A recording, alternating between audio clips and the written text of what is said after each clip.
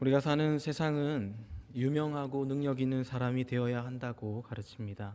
왜냐하면 유명하고 능력 있는 사람이 되면 많은 사람들에게 영향력을 행사할 수 있는 특권이 주어지기 때문입니다.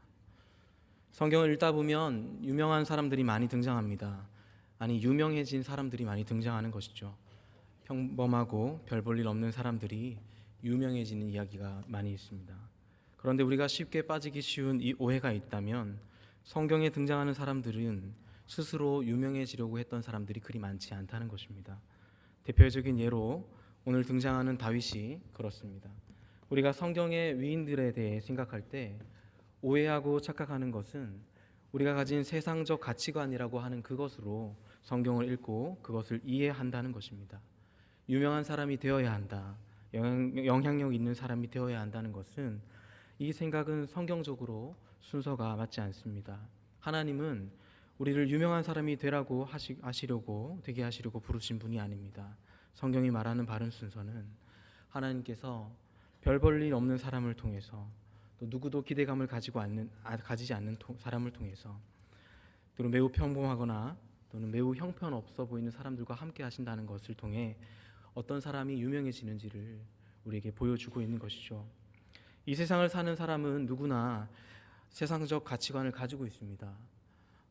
그리고 그 뿌리가 매우 깊어서 내가 인식하지 못하는 영역에서 자연스럽게 정말로 모든 일들을 해석하고 그리고 판단하며 행동하는 삶의 방식의 기준이 되기도 합니다.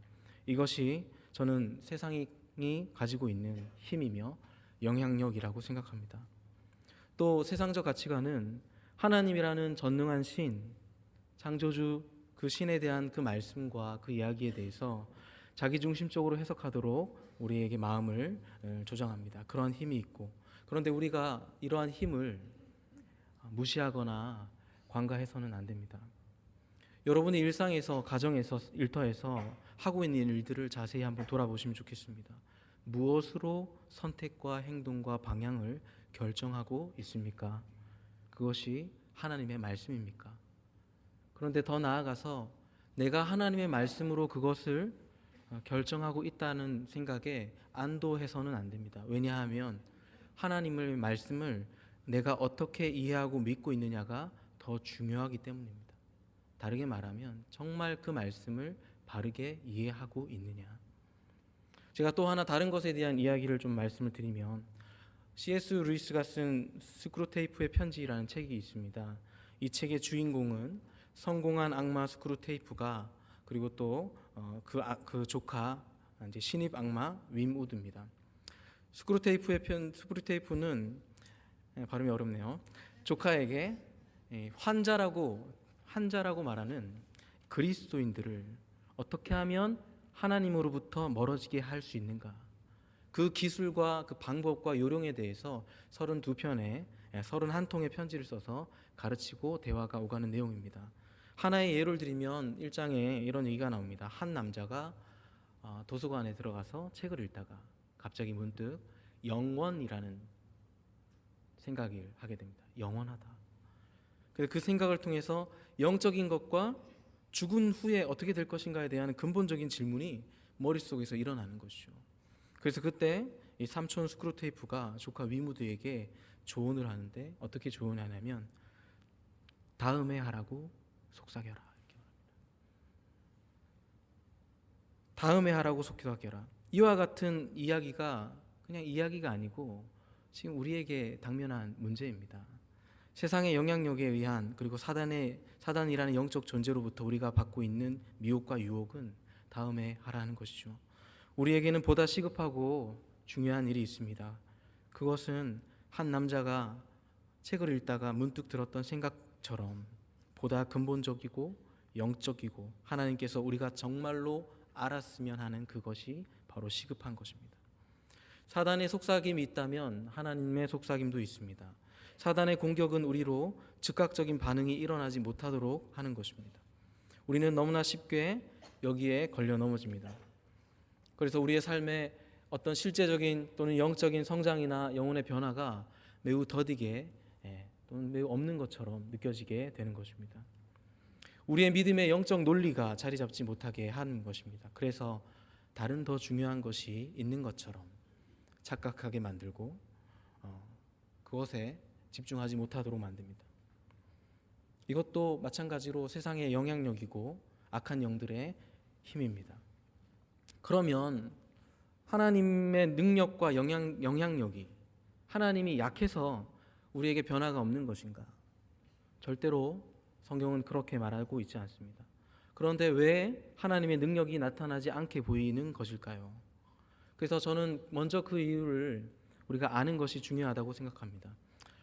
그래서 그 이유를 아는 것과 관련해서 인간은 죄 아래서 태어났습니다. 다 아는 것이죠. 본성적으로 죄의 경향성을 가진 존재로 살아갑니다. 제가 방금 죄의 경향성이라는 단어를 사용했는데요. 이 죄의 경향성이라는 용어는 제 용어가 아닙니다. 옛날에 청교도 신학자 가운데 존 오웬이라는 신학자가 있었습니다. 죄의 본질과 죄를 우리가 어떻게 정의해야 될 것인가. 그래서 그 사람이 사용한 용어가 바로 죄의 경향성입니다. 인간의 영혼 안에 있는 이 경향성. 그래서 이러한 경향성은 사람의 마음 안에서 하나의 성향을 만들어내는 것이죠. 이 성향은 하나님을 적대하고 하나님에 대한 적의를 품게 하고 하나님의 뜻을 거스르게 하여 자기의 본성과 욕망을 충족하게 해주는 그런 성향을 의미하는 것이죠. 존 오웬이 쓴 책을 보면 더 보다 깊게 이 부분에 대해서 정말 중요하게 다루고 있습니다. 그래서 누구에게나 이 죄의 경향성이 있습니다.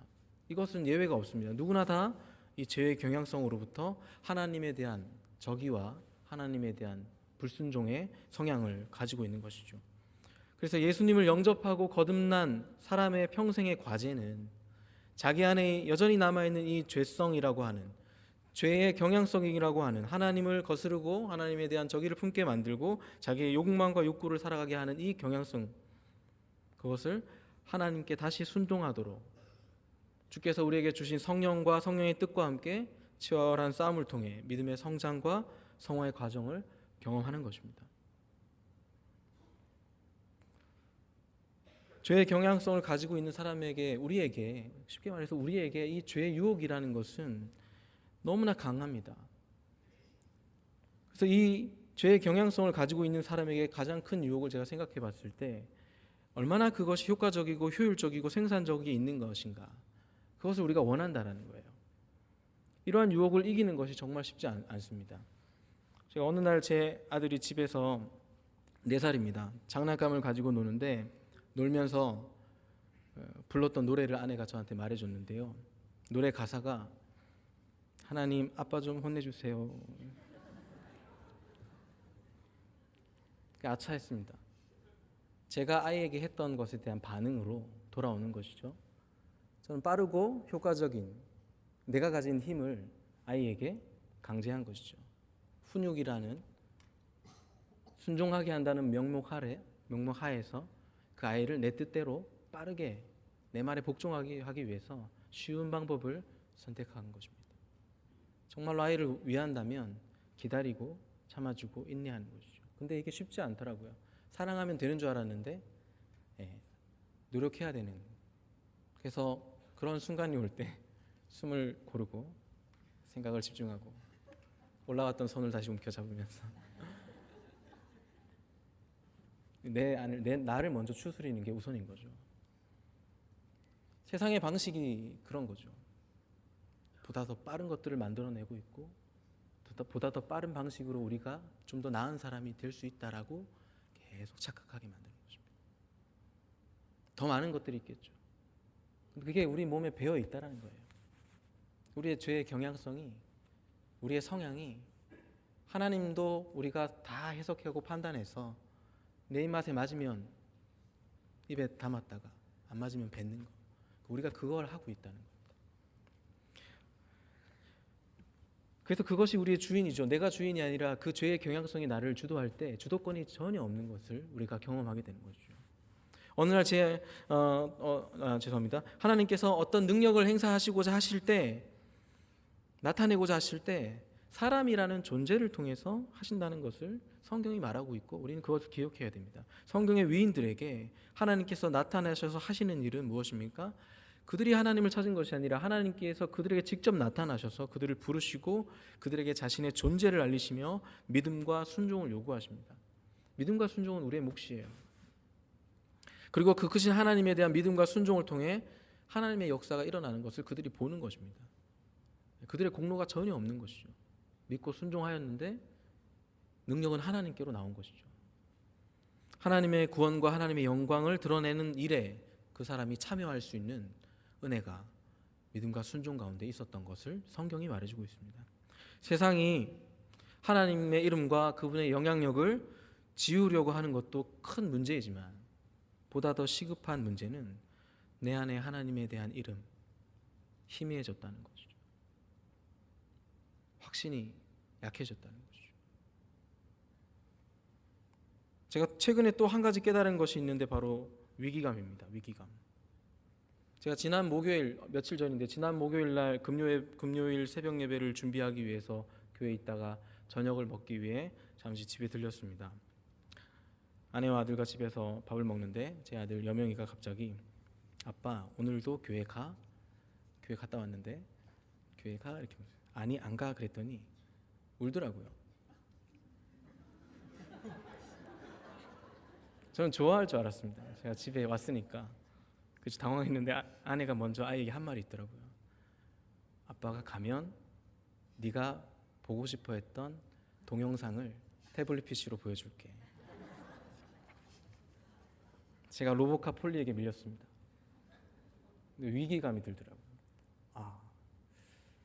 아이에게 내가 잠깐 사라져줘야 자기가 원하는 걸 얻을 수 있구나. 그래서 제가 아이한테 다시 물었습니다. 여명아, 아빠 그럼 이제 집에 들어오지 말까? 그랬더니 고개를 푹 숙이더니 그런 얘기는 하지 마.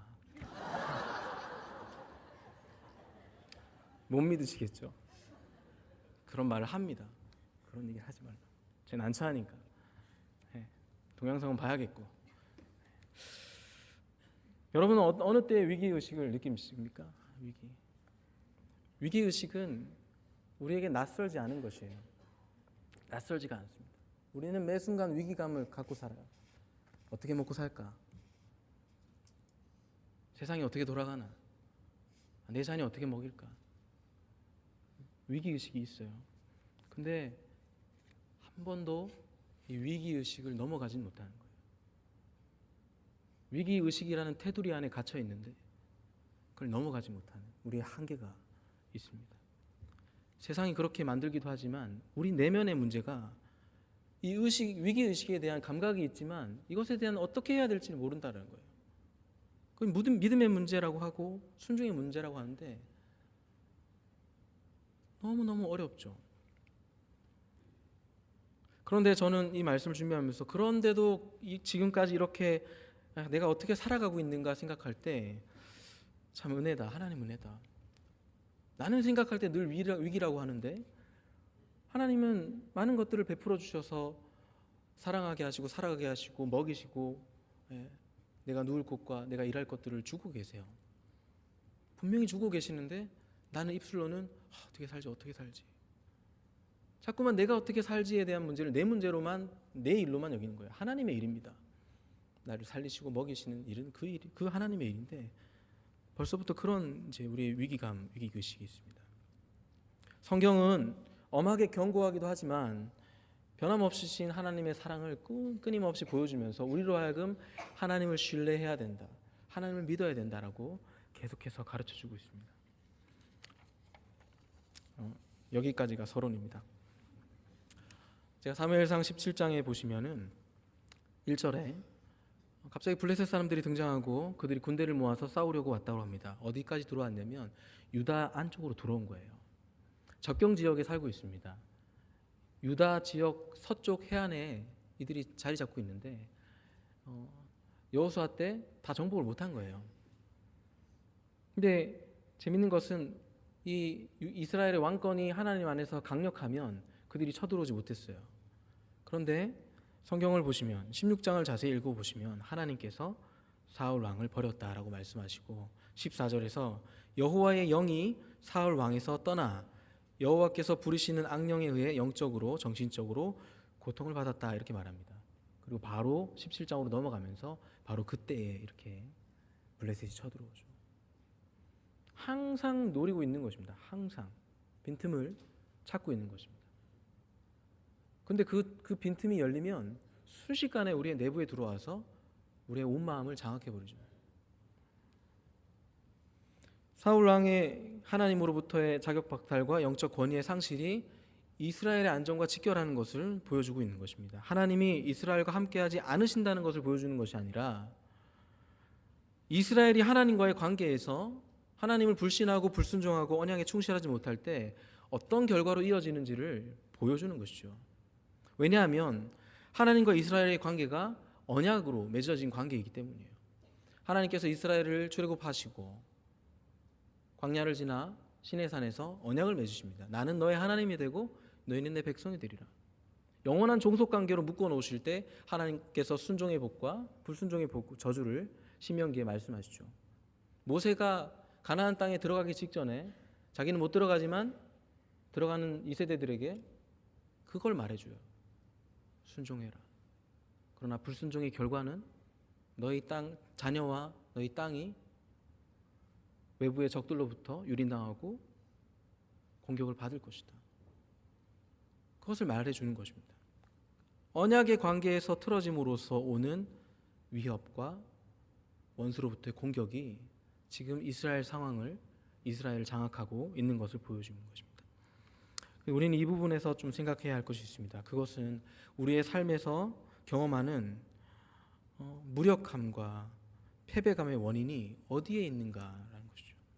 하나님의 은혜로 예수를 나의 구주로 영접하여 거듭난 성도는 예수 그리스도 안에서 하나님과 연결이 됩니다. 하나님이 우리 아웃사이드에 계신 것이 아니라 하나님이 우리 인사이드에 계세요. 우리도 하나님 안에 있고 하나님 밖에 있는 것이 아닙니다. 그래서 예수님께서 내가 너희 안에 너희가 내 안에 있다 이렇게 말씀하시죠. 긴밀하게 연결되어 있기 때문에 우리가 하는 어떤 선택과 결정 안에서 하나님에 대한 불신과 불순종이 우리의 안정과 우리의 삶의 모든 부분에 영향을 미치고 있는 것을 우리가 민감하게 생각해야 되는 것이죠. 그래서 예수님을 영접하고 난 이후에 그 삶이 더 중요하다고 생각할 수 있습니다. 우리의 무력함은 인간이 유한하기 때문에 연약하기 때문에 있는 것은 아니죠. 물론 그것도 있지만 우리가 주님을 믿고 따르는 일에 있어서 정말로 예수를 나의 구주 구원자이시며 내가 믿고 따라야 할 유일한 왕으로서 내가 인정하고 시인하며 순종하고 있는가? 그 일들이 많은 것들을 좌지우지합니다. 그래서 우리 성도들은 그분의 뜻에 순종하는 것을 삶의 목적으로 두어야 하죠. 사울 왕에게는 이러한 일들이 일어나지 않았습니다. 왜냐하면 여러분들이 성경을 읽고 사울에 대해서 아신다면 사울은 한편으로는 기회주의자이기도 하고 자신의 왕권을 강화하고 자신의 뜻을 하나님의 뜻보다 앞세워 하나님의 영광을 자신의 것으로 취하려고 하는 모습들을 많이 보여줍니다. 그래서 그에게는 하나님의 어떤 능력도 어떤 하나님과의 어떤 경험도 나타나지 않는 것이죠. 삶의 영역에서 일상의 영역에서 하나님과의 함께하는 승리의 경험이 일어나지 않은 것입니다. 블레셋 사람들이 쳐들어왔을 때 사울이 아무것도 못했어요. 대치하는 거예요. 자기 땅에 들어왔는데 들어오는 것도 몰랐던 거예요. 들어오고 나서 아차하는 것이죠. 성도가 자신의 본분을 망각할 때 사울 왕이 자신의 본분을 망각할 때 이스라엘 백성들이 블레셋 사람들로부터 조롱을 받습니다. 성도도 역시 우리가 우리의 본분을 망각할 때 세상으로부터 조롱거리가 되는 것이죠. 우리를 구원하신 뜻을 생각하지 않고 자신의 뜻대로 살아갈 때 세상으로부터 사단으로부터 조롱을 받습니다. 그래서 우리는 지금 현재 우리 자신을 살펴야 합니다. 우리의 무력함의 원인이 세상의 강함에 있지 않습니다. 세상이 악한 것은 항상 지금부터 아담의 범죄 이후로 계속 악해왔어요. 근데 우리의 무력함이 세상의 강함 때문이다 라고만 해석하는 것은 하나님을 모르는 것이죠. 내가 하나님과의 어떤 관계에 있는지를 안다면 나의 무력함은 그 관계의 결핍과 결여에서 있는 것일 수 있습니다. 내 안에 하나님에 대한 순종과 신뢰와 사랑은 없고 내 뜻과 불평과 원망과 미움이 가득할 때 우리는 하나님으로부터 멀어짐을 경험하기도 하고 세상의 조롱거리가 되기도 합니다. 그래서 우리는 겸손하게 하나님 앞에 엎드려 자신을 살펴야 합니다. 블레셋 사람들의 싸움 방식을 좀 볼까요? 싸움 방식을 보면은 세상이 어떻게 싸우고 있는지를, 어떻게 우리에게 싸움을 걸어오는지를 좀 볼 수가 있습니다. 블레셋의 싸움 방식을 보면 사람들의 마음을 사로잡아요, 한순간에. 그리고 이스라엘 백성들의 마음을 위축을 시킵니다. 4절에서 11절까지의 말씀을 보면은 여기 4절에 보시면 싸움을 도두는 자라고 이렇게 표현하면서 골리앗의 이름이 한번 나옵니다. 그리고 골리앗에 대한 육체적인 어떤 우월함이라든지 그가 가지고 있는 전투 장비에 대한 상세한 소개가 나요. 어떤 재질로 만들었고 얼마나 무게가 나가고 투구는 어떻고 갑옷은 어떻고 세세하게 다 말해줍니다. 그래서 이스라엘 사람들은 전신으로 무장한 이 골리앗의 모습과 그의 조롱으로 인해서 크게 두려워하였다라고 성경이 말해주죠. 이것이 세상이 취하는 방식입니다. 11절을 또 보시면 이 골리앗의 전신무장한 모습은 사울과 온 이스라엘 백성들을 압도하고 있어요. 또 24절에서도 심히 두려워하였다라고 두 번이나 강조해서 이스라엘의 상태에 대해서 말을 해주고 있습니다. 이 모습을 통해서 우리가 여실히 드러나는 문제는 뭡니까? 이스라엘에게서 하나님의 존재가 지워졌다라는 것입니다. 골리앗 앞에서 하나님의 존재가 잊혀진 거예요. 세상의 가치관과 구조는 하나님의 존재를 지우는 것을 목적으로 하고 있습니다. 하나님의 존재를 지우는 것. 하나님보다 효과적이고 빠른 것이 있고 하나님을 믿는 것을 방해하진 않더라도 하나님이 세상보다 크다는 사실을 확신하지 못하게 만들고 의심하게 만듭니다. 그래서 세상이라는 이 악의 구조 속에서 이 세상은 이 일에 정말로 최적화되어서 그 일을 너무나도 잘합니다. 돈과 명예를, 권세를 지향하게 만들고, 여러분들 우리가 이것이 아니라고 말하지만 우리 안에 이러한 경향이 있죠. 이러한 욕망이 있습니다. 전혀 없다고 말할 수 없는 것입니다. 정말로 골리앗의 모습은 대단해 보입니다. 보이지 않는 하나님보다 더 실제로 다가오는 것이죠. 체감의 정도가 다른 것이죠. 온몸으로 체감되는 것이죠. 우와 이렇게 하는 것이죠. 정말. 그런데 보이지 않는 하나님보다 더 큰 실제로 골리앗이 다가왔을 때, 그것이 뇌리에 각인되었을 때, 또 한 가지 제가 생각이 들었던 것은 그들 중에 누군가 한 사람은 와 우리에게도 저런 사람이 있었으면 좋겠다 라고 생각했을 수도 있겠다는 것이죠. 우리에게도 저런 능력이 있는, 나도 저렇게 되었으면 좋겠다, 나도 저것이 있었으면 좋겠다. 우리가 하나님보다 더 사랑하는 것이 없다면 거짓말입니다. 사랑하는 여러분, 우리가 세상을 우리가 생각할 때 두 가지 관점으로 생각합니다. 하나는 우리가 깨어서 분별하는, 우리가 민감하게 반응해야 한 악의 구조에 대한, 하나님을 거스르는 세상의 가치관에 대한 것을 분별해야 되는 관점으로 봐야 하고, 또 하나는 하나님이 그 세상을 사랑하신다는 것을 생각해야 되는 것이죠. 그래서 우리를 부르셔서 세상을 회복하게 하고 복음을 선포하게 하며 하나님의 뜻을 알리고 그 사람들이 하나님께로 돌아오게 하는 일에 우리가 필요한 것입니다. 그것이 우리의 존재의 목적이고 우리의 삶의 목적인 것이죠. 그래서 우리는 이 생각에 대한 바른 이해와 바른 균형이 없으면 자기 문제 안에서 헤어날 수가 없어요. 이제 사울 왕과 온 이스라엘을 두렵게 하는 골리앗 앞에 다윗이라는 소년이 등장을 합니다. 여러분들, 다윗은 이미 하나님께서 사울을 버리기로 작정하셨을 때 이스라엘의 2대째 왕으로 세우기로 예비된 소년입니다.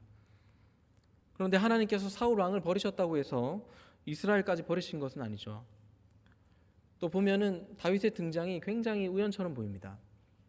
40일째 되는 날 아무 일도 이스라엘의 군사들이, 사울 왕이 어떤 것도 하지 못할 때 다윗이 우연하게 나타난 것처럼 아버지의 심부름을 하려고 형들의 안부를 아버지에게 전달하기 위해서 왔다가 골리앗이라는 사람이 이스라엘을 조롱하는 소리를 듣는 것이죠. 모두가 두려워 떨고 있는데 이 다윗이라는 소년 한 사람만 분노하고 있는 것이죠.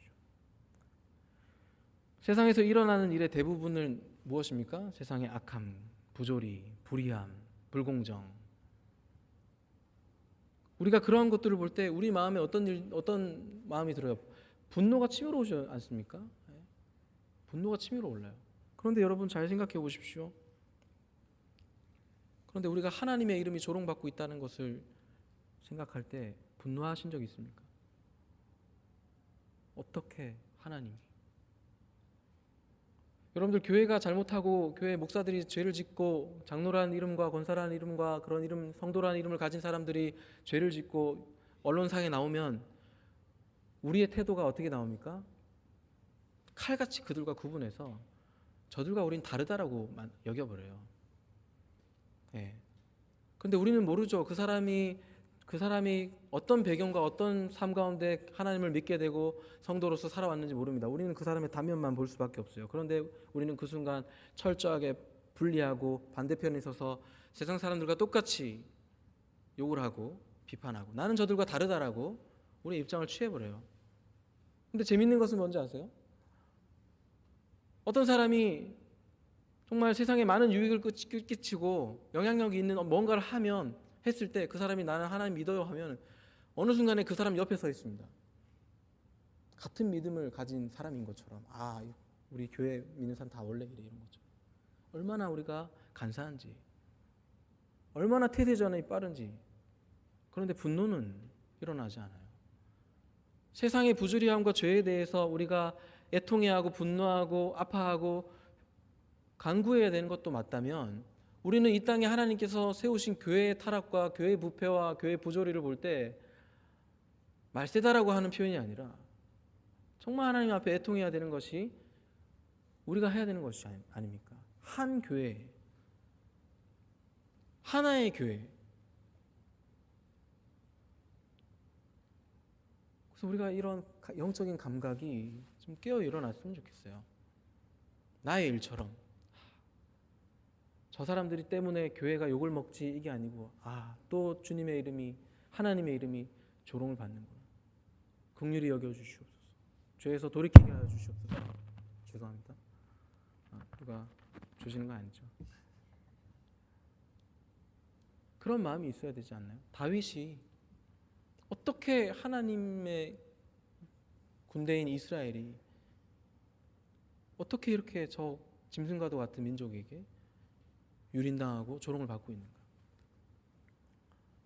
좀 넓게 생각을 해보면 우리의 일입니다. 세상의 악에 관해서 나만 내 신앙을 잘 지키고 사는 것은 철저한 개인주의입니다. 나만 바로 살면 돼가 아니죠. 같이 교회가 가진, 기독교가 가진 가장 강력하고 가장 큰 매력은 무엇인지 아세요? 모든 사람을 품을 수 있다는 거예요. 모든 사람을 주님의 이름으로 안을 수 있다는 것입니다. 그게 가장 강력한 매력이에요. 누구든지 주의 이름을 부르는 자는 구원을 받으리라 라고 말씀하셨죠. 주 안에서 용납받지 못한 사람 없다라고 주님께서 말씀하셨는데 우리가 선을 긋고 그냥 내가 하나님이 세상에 무슨 일만 일어나면 하나님 때문이라고 하나님께 삿대질하는 그런 것이 아니고 우리의 분노를 표출하는 방식과 방향이 교정이 돼야 돼요. 하나님의 마음처럼 세상을 보도록 우리의 마음을 바꿔야 되는 것이죠. 교회가 좀 잘못할 수 있어요. 행정처리로 또 당회 일들이 잘못 우리에게 인지될 수 있어요. 바로 날라오는 것이 아니라 하나님 뜻이 있겠죠. 또 하나님께서 도와주셨으면 좋겠고 하나님을 찾아가야죠. 할 수 있으면 직접 상대해서 얘기하면서 이러한 부분에 대한 어려움을 대한 것들을 함께 공유해야죠. 그래서 우리가 세상에 아무런 영향력을 끼치지 못하고 있는 것을 생각하게 됩니다. 그래서 성도로 자녀로 부르심은 하나님의 영광을 드러내는 것이다. 우리가 알고 있는 것이고 살아가야 되는 우리의 삶의 목적입니다. 전신무장한 골리앗 앞에 선 다윗은 누가 봐도 무모한 행동으로 보였습니다. 정말 무모하죠. 골리앗처럼 키가 큰 것도 아니고 투구와 갑옷과 무기를 들고 있는 무장한 것도 아니고 골리앗과 같이 자기를 대신해서 방패 든 사람이 나와주는 것도 아니고 그냥 작고 평범한 목동에 불과한 것이죠. 심지어 42절에서 전쟁터에 전혀 안 어울리는 표현이 나오죠. 다윗에 대해서 젊고 붉고 용모가 아름다웠다. 전쟁하는데 이 아름다움이 뭐가 필요합니까? 싸워서 이기면 되는데. 완전히 극과 극의 상대를 지금 보여주는 것이에요. 전쟁과 전혀 안 어울릴 것 같은 이 다윗이 전쟁 한국판에 서 있는 것을 보여줍니다. 최강의 싸움꾼하고 이게 대치하고 있는 것 말이 안 되죠. 개죽음이죠. 죄송합니다. 정말로. 그래서 기가 차고 어이가 없는 이 모습에서 이 골리앗의 심정이 좀 느껴지지 않습니까? 골리앗이 다윗이 딱 왔을 때 보다가 내려보니까 있는 거예요. 있으니까 네가 나를 개로 여기고 막대기를 가지고 나왔냐? 내가 개냐? 이렇게 말하는 거예요. 그래서 이어지는 저주와 욕을 하는 것이죠. 그래서 그때 골리앗이 하는 게 뭡니까? 자기가 믿고 있는 신들의 이름으로 저주를 합니다. 내가 너를 죽여서 네 살을 공중의 새들과 들짐승에게 주리라. 여러분 재밌는 건 뭐냐면 계속해서 이 사무엘상 17장에서 골리앗과 다윗을 비교해요. 근데 골리앗의 이런 말에 다윗이 전혀 기가 죽지 않고 받은 것을 그대로 돌려줍니다. 45절 46절을 보시면 그대로 돌려주다 못해 더 세게 말해버려요. 나는 하나님의 이름으로 왔다. 너도 죽이고 블레셋 군대의 시체를 오늘 공중의 새와 땅의 들짐승에게 주겠다. 이게 이 17살, 18살 되는 소년의 입에서 나오는 말입니다. 나는 하나님의 이름으로 왔고, 이 표현이 뭔지 아세요? 나는 네가 가진 무기보다, 네가 믿는 신보다 더 강력한 무기를 가지고 나왔다는 거예요. 세상이 정말 두려워하는 것이 뭔지 아세요? 성도가 이 하나님의 이름의 의미를 진정으로 깨닫는 것입니다. 그러면 성도의 삶에 놀라운 일이 일어날 수밖에 없어요. 하나님의 능력이 그 속에서 나타납니다. 세상이 알기 때문에 계속 말로 죽이는 거예요. 말로.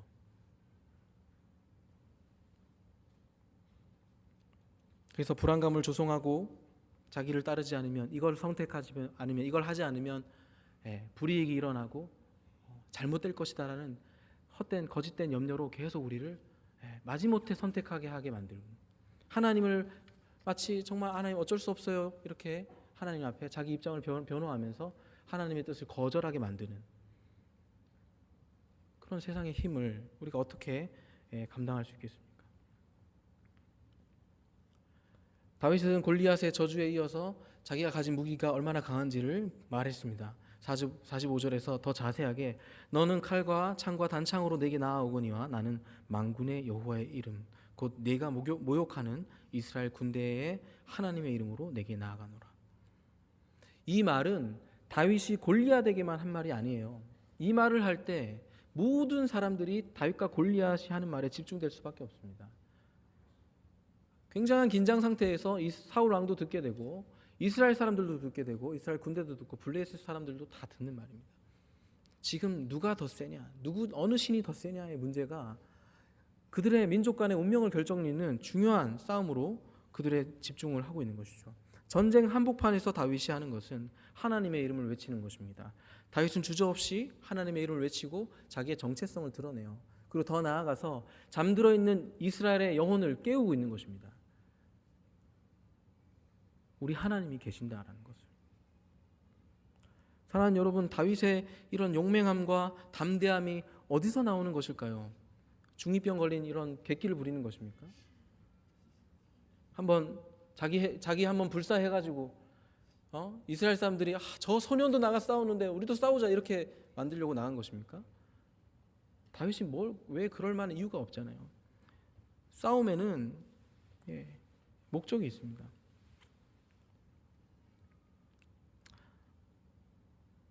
그래서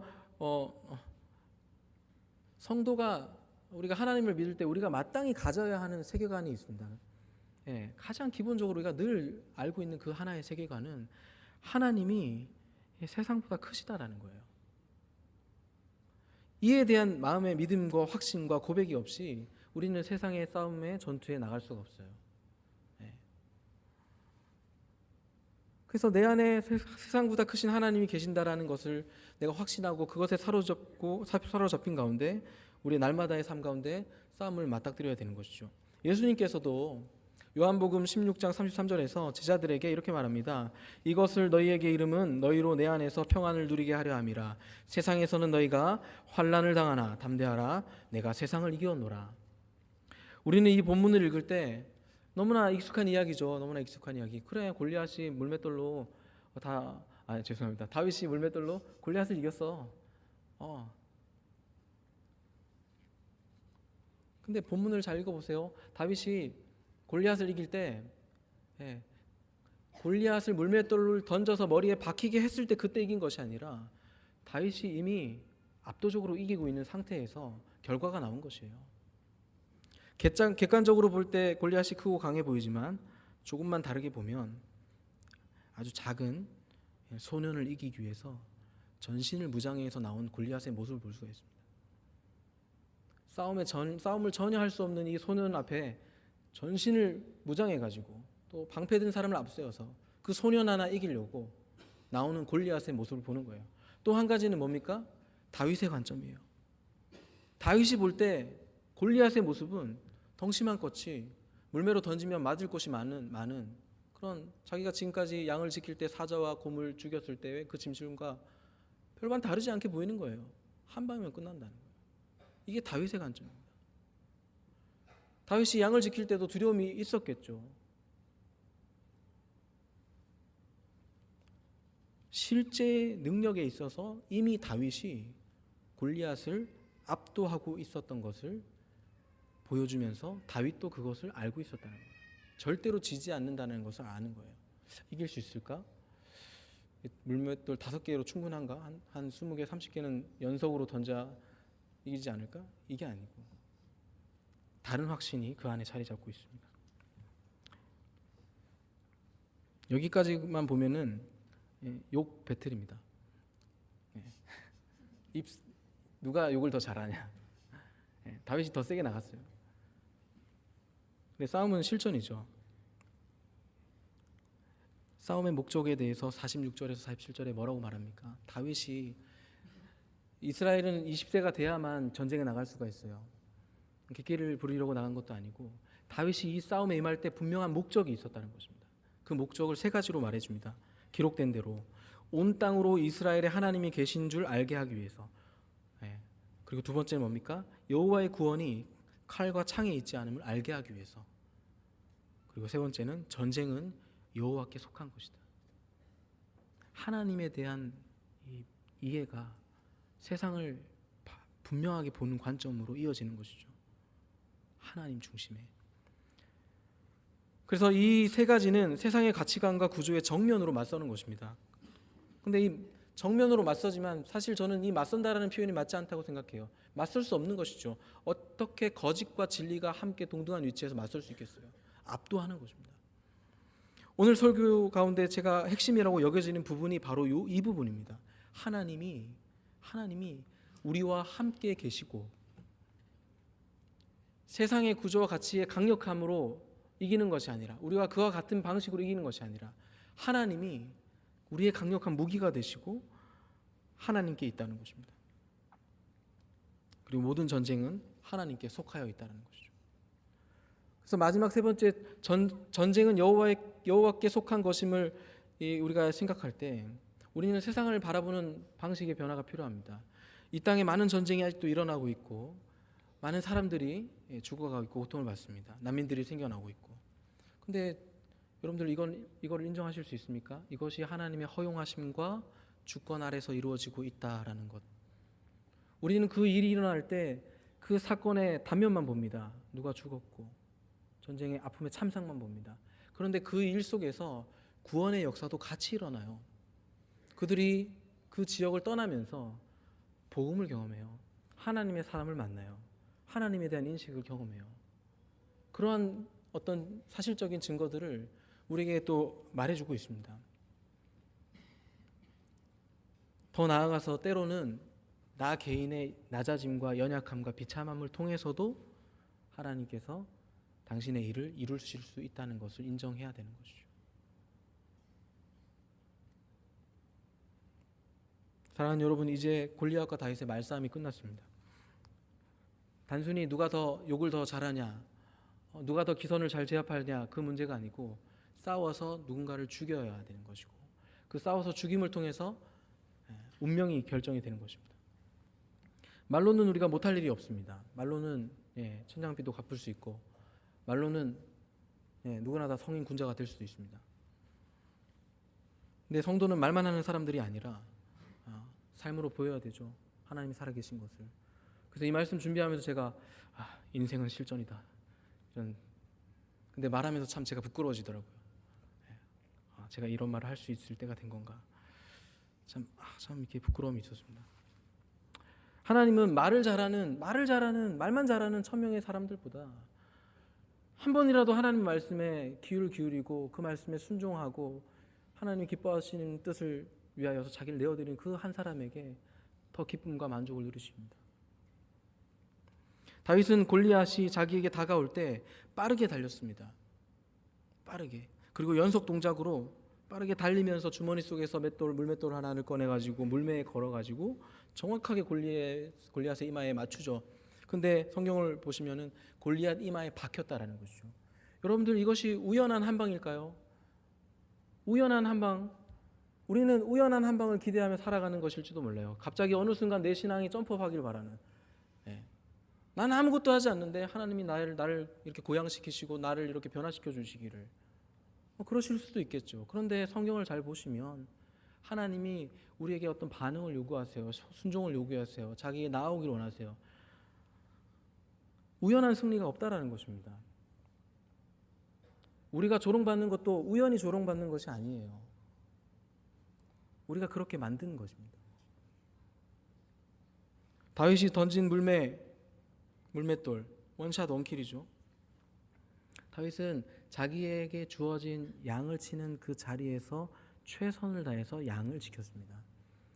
그리고 전통적으로 물매를 가지고, 목자가 항상 물매를 가지고 그것을 보다 더 잘 던지기 위해서 연습을 하는 것이죠. 왜? 목적이 뭡니까? 양을 지켜야죠. 언제 어느 때에 사자나 곰이 나타날지 모르니까 매일의 연습. 하루아침에 되어지는 일들은 잘 보시면 하루아침에 무너집니다. 하나님께서 하시는 일 외에는 사람이 하는 일들에는 견고함이 없어요. 일상의 승리가 전쟁의 승리로 이어지는 것. 다윗에게 일상과 전쟁의 차이는 짐승을 죽이느냐 사람을 죽이느냐. 왜냐하면 일상에서 늘 싸워서 승리했기 때문에 크게 다르지 않았던 것이에요. 그런데 골리앗도 전쟁의 터에서 많은 경험을 하였을 것입니다. 골리앗의 일상도 수많은 싸움에서 승리하며 자기의 이름의 위상을 높여왔습니다. 그런데 여러분들 17장 안에서 그리고 성경 전체 안에서 골리앗의 이름은 4번 정도밖에 안 나와요. 4절 이후에 골리앗에 대해서 뭐라고 말하는지 아세요? 블레셋 사람으로 얘기합니다. 사람이에요. 골리앗 하지 않습니다. 사람입니다. 다윗이 이룬 궁극적인 승리의 유일한 원인이 무엇입니까? 이유가 무엇입니까? 다윗이 하나님과 함께 했다. 하나님이 다윗과 함께 하셨다. 다윗이 일상의 모든 삶의 모든 부분을 하나님과 공유하였다는 것이죠. 다윗이 그것을 기뻐했다는 것입니다. 자기의 연약함,